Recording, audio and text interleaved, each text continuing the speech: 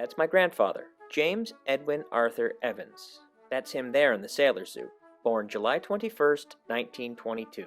That's Grandpa's sister, Joan, next to him. That's Grandpa with his three brothers, Wally, Reg, and Albert. Grandpa was the oldest. They grew up in Cornwall, Ontario. He was called Eddie by his entire family because his father's name was also James. And Grandpa was the drum major for the marching band. Shots of downtown Cornwall. Grandpa enlisted in the Canadian Navy on May 6, 1940. He was 17 years old. He would officially join the Navy on July 21, 1940, his 18th birthday.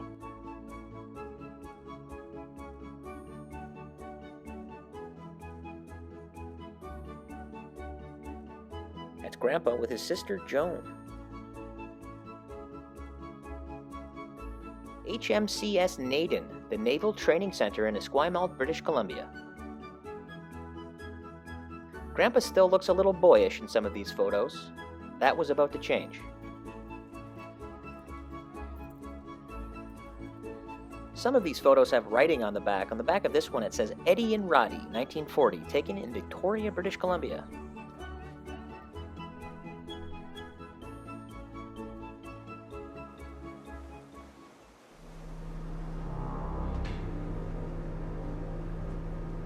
This photo was labeled Battleship HMS Warspite.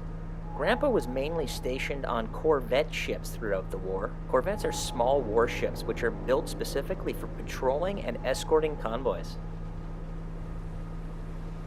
The HMCS Gru was Grandpa's main ship throughout the war. It too was a corvette. Seems like the Gru was always moving. How many times did they cross the Atlantic? The job of the corvettes in the convoy was to locate the U-boats, break from the convoy, give chase, and try to sink a U-boat using depth charges. Grandpa used to tell us stories of U-boat attacks at night and the chaos that ensued trying to rescue survivors from sinking Allied ships, not knowing if they were Allies or German sailors they were pulling on board. The Battle of the Atlantic was the longest continuous military campaign of World War II. It ran from 1939 to 1945. Huge convoys were needed to resupply Great Britain as well as the Soviet Union.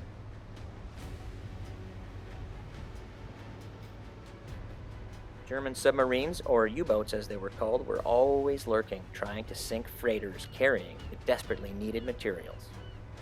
Grandpa's records state that he also served on a ship called the HMCS Alberni. The Alberni was sunk by a U-boat less than a year after he transferred. 59 crew members were lost. The boat sank in less than a minute. 31 crew members of the Alberni survived.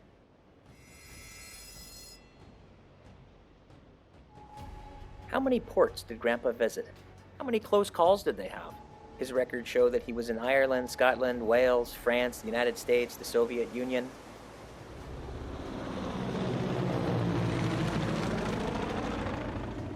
I remember Grandpa saying once that the first thing he would do when he joined a new ship was to buy the cook a bottle of liquor.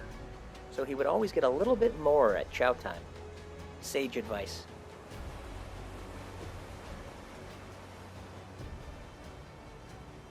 That guy in the middle looks very, very cold.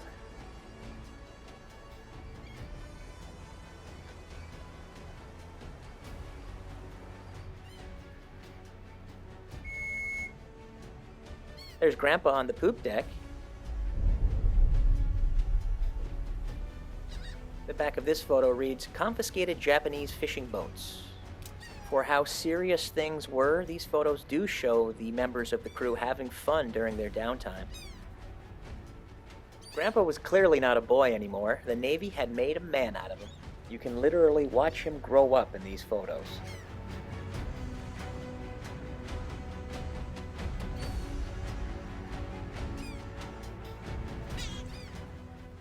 These photos are from September of 1945. That's after VE Day and after VJ Day, which was August 15th, 1945. So the war is over, and these photos depict a much more laid-back attitude. The crew was taking the ship through the Panama Canal from the Atlantic Ocean to the Pacific Ocean, up to the west coast of Canada. This photo says off the coast of Manzanillo, Mexico. Now they're visiting Panama. I believe it was at this point after a night at the bar that Grandpa decided to get some tattoos, something he said he always regretted.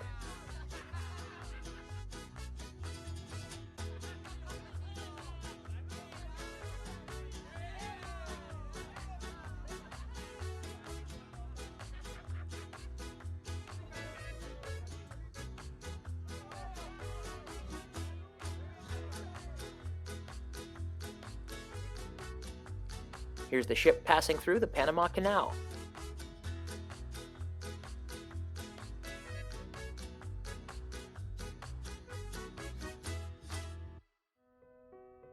This is Janet Watson Thompson, my grandmother. This photo was taken in Scotland, where she was born in 1919. Her family immigrated to Canada that same year, 1919, to Windsor, Ontario. She was 6 months old. She was my only grandparent who grew up in Windsor. Windsor's Dougal Avenue School in the 1920s. Grandma used to say she was always put at the back of the classroom because she liked to talk so much. Grandma used to talk about going over on the ferry boat to Detroit to watch the Tigers play at Briggs Stadium. Her favorite player was Charlie Gehringer. But when World War II broke out, Grandma enlisted in the Navy as a Wren. The Women's Royal Canadian Naval Service, or Wrens for short. Wrens were assigned tasks closely related to the war at sea.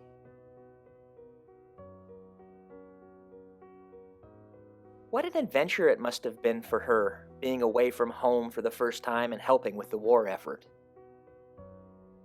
This is the HMCS Conestoga, the Wren Training Center in Galt, Ontario.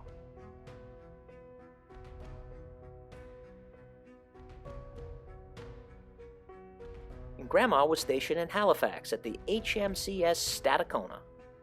Her duties included working as a postal clerk in the Fleet Mail Office in Halifax, where she assisted thousands of sailors with their postal needs.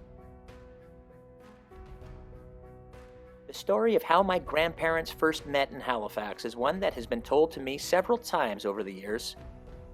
New Year's Eve, Halifax, 1943, my grandmother was out having a drink with a friend when two sailors approached their table and one of them said the words, "You two ladies look like the loneliest people on earth. Do you mind if we join you?" Well, the rest is history. Grandma and Grandpa started dating and writing letters back and forth when he was out at sea. And then on April 3rd of 1945, Grandma and Grandpa were married in Cornwall.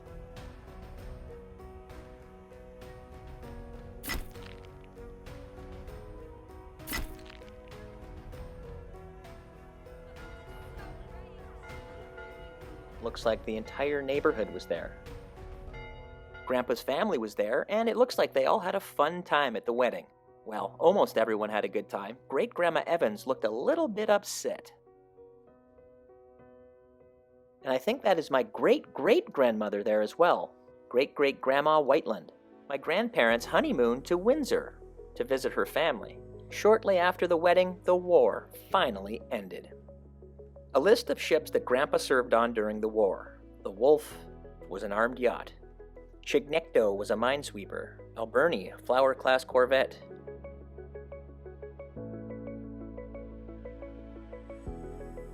The couple decided to move to Windsor after the war. Grandpa finished his naval service at the HMCS Hunter. A year later, my aunt was born, in April of 1946.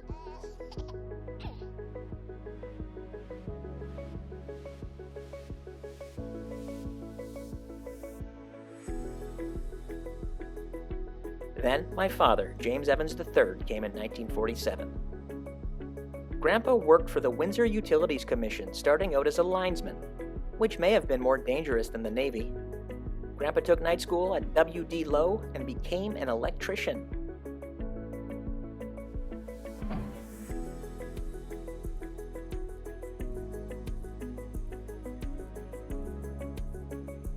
One of the stories that I heard over the years was that Grandpa helped put the lights on the Ambassador Bridge.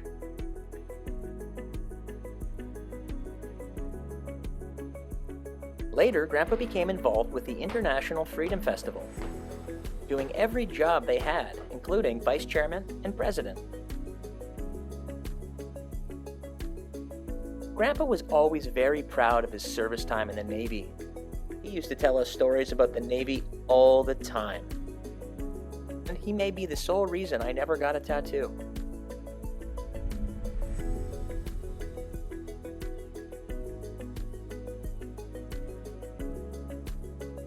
I can honestly say I never saw my grandparents argue. Not even once. I'm so glad that my grandparents took all these photos during their journeys in the Navy. And thank you for writing on the backs of those photos. A lot of the information would have been lost. I have a lot more history-related content on my YouTube channel, Michael Evans, Windsor, Ontario.